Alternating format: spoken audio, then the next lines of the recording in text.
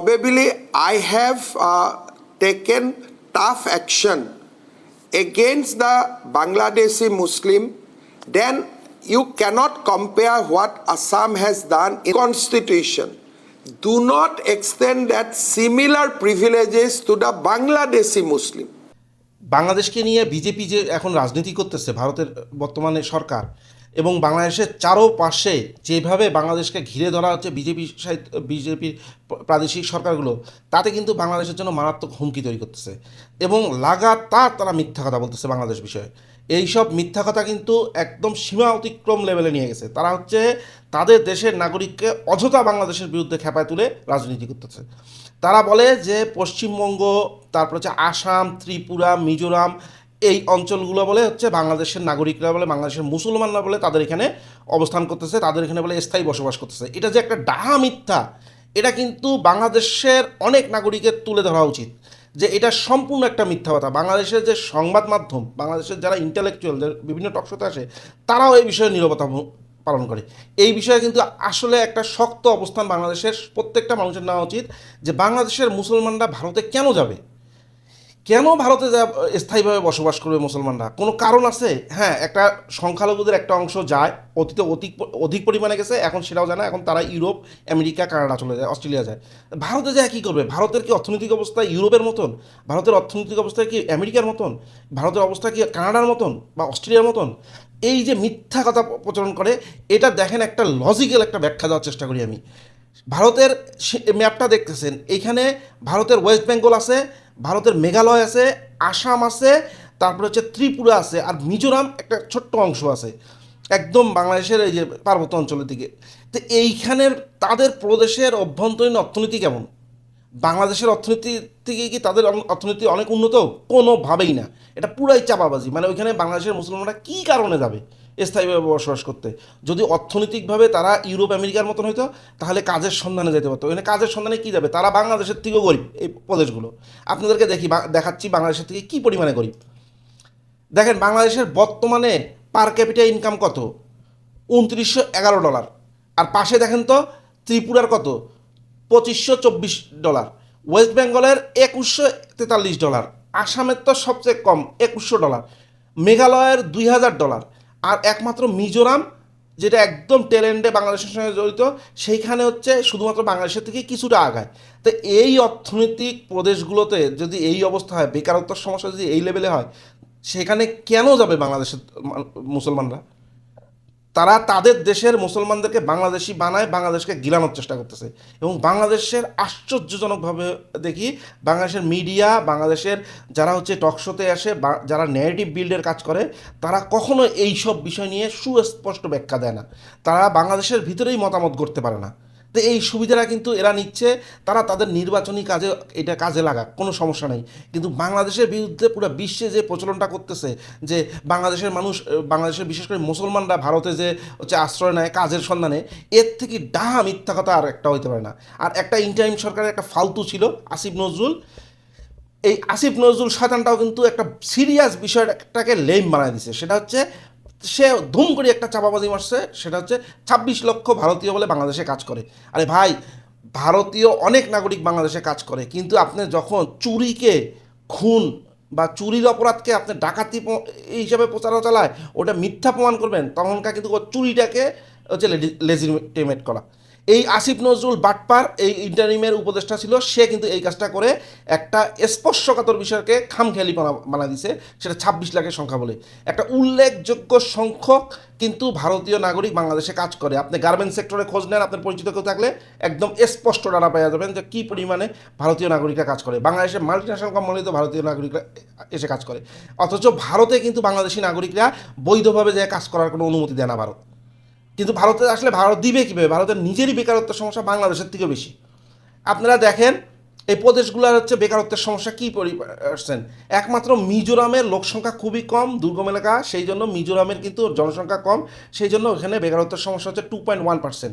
তারপরে কিন্তু বাংলাদেশের 3.78%। আর এগুলো বাদে বাংলাদেশের যে আশেপাশে এই আসামের বাটপার মন্ত্রী যে কথা বলে, এই মুখ্যমন্ত্রী এই হেমন্ত বিশ্বাস শর্মা, এ হচ্ছে একটা আপাদমস্ত বাটপার, মিথ্যা কথা, আর মানে লিমিট ছাড়া মিথ্যা কথা বলে। আসামে নিজেরই হচ্ছে জিডিপি এত কম, আসামে যে পার ক্যাপিটাল ইনকাম বা মাথা পিছু আয় বাংলাদেশের থেকে $1,000 কম।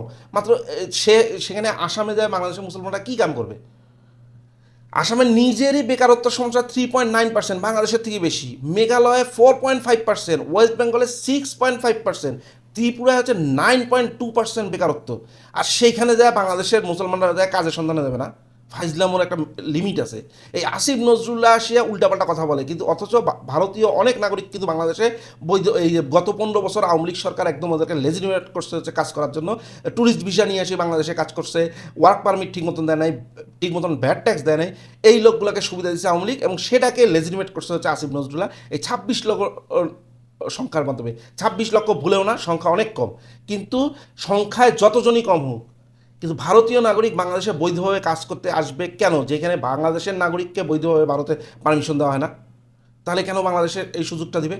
অবশ্যই এই বিষয়ে কথা বলা উচিত বাংলাদেশের বুদ্ধিজীবীদের এবং যারা ন্যারেটিভ বিল্ডের কাজ করেন। ভারতের যে সীমান্তবর্তী প্রদেশগুলো আছে বাংলাদেশের সাথে, এদের নিজেদেরই না খাওয়া অবস্থা, বাংলাদেশের থেকেও খারাপ অবস্থা, এদের দরিদ্র, এদের দুনিয়ার বেকার সমস্যা, এদের মাথা পিছু আয় বাংলাদেশের থেকে কম। ওইখানে যে কীটা করবে এই মিথ্যা কথা বলে তারা এখন পুশিনের একটা আবহাওয়া তৈরি করতেছে, এবং ইন্টারন্যাশনালি তারা এই মিথ্যা কথাটা প্রচার করতেছে। বাংলাদেশ কিন্তু এই বিষয়ে কোনো ব্যবস্থাই নেয় না। বাংলাদেশের তো অন্তপক্ষে এই বিষয়ে স্পষ্ট অবস্থান জানানো উচিত, এবং একদম পরিসংখ্যান দিয়ে বাংলাদেশের সংবাদ মাধ্যমগুলোর ন্যারেটিভ বিল্ড করা উচিত যে এই বাংলাদেশ থেকে কি কারণে আসামে যাবে, মানে আসামে কি মধুটা আছে, মেঘালয়ে কি মধু আছে, ওয়েস্ট বেঙ্গলে 6.5% হচ্ছে তাদের হচ্ছে বেকারত্বের সমস্যা, বাংলাদেশের থেকে 2% বেশি। তাদের এখানে যায় বাংলাদেশের মুসলমানরা কী করবে? ত্রিপুরা যায় কী করবে? যেখানে 9.2%। অথচ এই স্টুপিড মুখ্যমন্ত্রী কতগুলো ভারতের, তারা এবং ভারতের কেন্দ্রীয় সরকার পর্যন্ত কিন্তু এই ধরনের ফাজলামো মিথ্যা কথা বলতেছে বাংলাদেশের বিরুদ্ধে।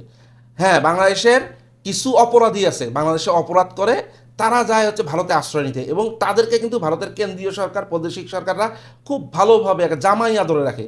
বাংলাদেশের বহু হাজার হাজার আসামি কিন্তু বাংলাদেশে খুন করে, চুরি করে, দুর্নীতি করে, রাজনৈতিক খুন করে করে পালায় যায় ভারতে আশ্রয় নেয়, তাদেরকে বাংলাদেশও ফেরত চায়, এক্ষুনি ফেরত পাঠায় দেন। কিন্তু বাংলাদেশের সাধারণ নাগরিক ওই আসাম, মেঘালয়, ত্রিপুরা বা এই মিজোরাম বা এই সব জায়গায় যে কাজের সন্ধানে যাবে, সেখানে কাজের কোনো পরিবেশ আছে? এছাড়া এই সব প্রত্যেকটা প্রদেশের হচ্ছে ল অ্যান্ড অর্ডার বাংলাদেশের থেকেও খারাপ। বাংলাদেশের ল অ্যান্ড অর্ডার খারাপ, কিন্তু এই প্রদেশগুলোর অবস্থা তো আরও খারাপ। এখানে মানে অন্তপক্ষে 200-র অধিক জঙ্গি সংগঠন আছে ভারতের, বিচ্ছিন্নতাবাদী সংগঠনগুলো আছে, তারা ওইখানে পরিবেশ অমানবিক তৈরি করতেছে। মণিপুরে দেখেন না, বছরের পর বছর গণহত্যা চালাচ্ছে, সেইখানে কি বাংলাদেশের লোক যাবে? এই নির্বাচনের পরে ওয়েস্ট বেঙ্গলে সহিংসতা দেখতেছেন না? আপনি আসামে জানেন না যে আসামে কী পরিমাণে ওদের নিজেদের বিচ্ছিন্নতাবাদীদের ফেস করতে হয়? সেখানে বাংলাদেশে কী কারণে যাবে? কী সুখ আছে? বরঞ্চ বাংলাদেশ অনেক ভালো আছে এই প্রদেশেরগুলোর থেকে। এই প্রদেশগুলোতে ধনী গরিবের বৈষম্য, মানে জাতিগত সমস্যা, ধর্মগত সমস্যা, এগুলো নিয়ে এমনি ওইখানের মানুষ হচ্ছে না বিশ্বাস অবস্থা। সেখানে বাংলাদেশের মানুষ এখানে কেন যাবে? কোনো কারণ নেই। বরঞ্চ বাংলাদেশ সরকারকে উচিত একদম সুস্পষ্ট ডাটা দেওয়া এবং তথ্য দেওয়া যে বাংলাদেশে ভারতের যেসব নাগরিকরা চাকরি করতে আসে, সেটা সংখ্যায় 1000 হোক, 2000 হোক, তাদের স্পষ্টভাবে অবস্থান জানাইতে হবে যে বাংলাদেশে যদি কাজ করার সুযোগ চাও, তাহলে ভারতকেও এই সুযোগ দিতে হবে, বাংলাদেশের মেধাবী ছাত্ররাও যাতে ভারতে যেয়ে এইভাবে চাকরি করতে পারে।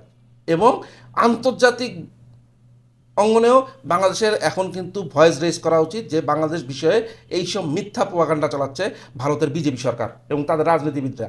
খুল্লামখুল্লা জনসভা করে তারা বাংলাদেশকে যেভাবে তুচ্ছ তাচ্ছিল্য করে, এই বিশেষ করে শুভেন্দু অধিকারী, তারপরে আসামের মুখ্যমন্ত্রী হিমন্ত বিশ্বাস, এদের মতন স্টুপিড, এদের মূর্খ নাকি এরা হচ্ছে, মানে এদেরকে আমার চওড়াইতে ইচ্ছা করে যে এই শুয়োরের বাচ্চাগুলা এইভাবে মিথ্যা কথা বলে রাজনীতি করে বাংলাদেশের বিরুদ্ধে ভারতের নাগরিকদেরকে একটা মানে মগজ পচাচ্ছে কেন? এই যে বর্তমানে শুভেন্দু অধিকারী আসছে, তারপরে হেমন্ত বিশ্বাস, এদের চাপাবাজি, এবং ভারতের এই অঞ্চলগুলোতে শিক্ষার অবস্থাও সমস্যা, এরা ওই মিথ্যাটাকে গ্রহণ করে। বাংলাদেশ কেন যাবে? আমি এটাই তো বুঝি পাই না। এটা ব্যাখ্যা দিতে পারবে হেমন্ত বিশ্বাস কোনোদিন কেন যাবে? সে যদি ন্যূনতম পড়ালেখা করে, সে কি জানে যে তার আসামের অবস্থা বাংলাদেশের সবচেয়ে দরিদ্র জেলার থেকেও খারাপ? বাংলাদেশের সবচেয়ে দরিদ্র অঞ্চল যে উত্তরবঙ্গ, তাদের থেকেও খারাপ হচ্ছে আসামের। তাহলে ওইখানে যাবে কেন? এই মিথ্যা কথা আর প্রচারণা বন্ধ করা উচিত। এবং বাংলাদেশের যারা দায়িত্বশীল নিজেদেরকে সাংবাদিক মনে করেন, যারা লেকচার দিতে আসেন টকশোতে, তারা এইসব নিয়ে আলোচনা করা উচিত। অবশ্য বাংলাদেশে তো শুয়োরের বাচ্চার অভাব নাই, তারা তো ভারতের কাছ থেকে টাকা খায়া ভারতের পক্ষে গানা বাজনা করে। এগুলো কিন্তু বন্ধ করা উচিত। না হলে আমরা রোহিঙ্গা এমনিতে 10-12 লক্ষ রোহিঙ্গা নিয়ে বিপদে আছি, তার মধ্যে এখন যদি ভারতীয় নাগরিকদেরকে বাংলাদেশে পুশিং শুরু করে, তাহলে কিন্তু বাংলাদেশের অবস্থা আরও খারাপ হবে। এই বিষয়ে শক্ত অবস্থান নেওয়া উচিত বর্তমান সরকার, এবং বাংলাদেশের প্রত্যেকটা নাগরিকের ভয়েস রেইজ করা উচিত যে ভারতের এইসব ভাঙ্গাচুরা প্রদেশ, এইসব মানে অমানবিক জীবনযাপন করা যেই সব প্রদেশের মানুষরা, সেখানে বাংলাদেশের মুসলমানরা ঘেঁষু যাবে। এটা মাথায় রাখেন, এই মিথ্যার আসলেই জবাব দেওয়া উচিত।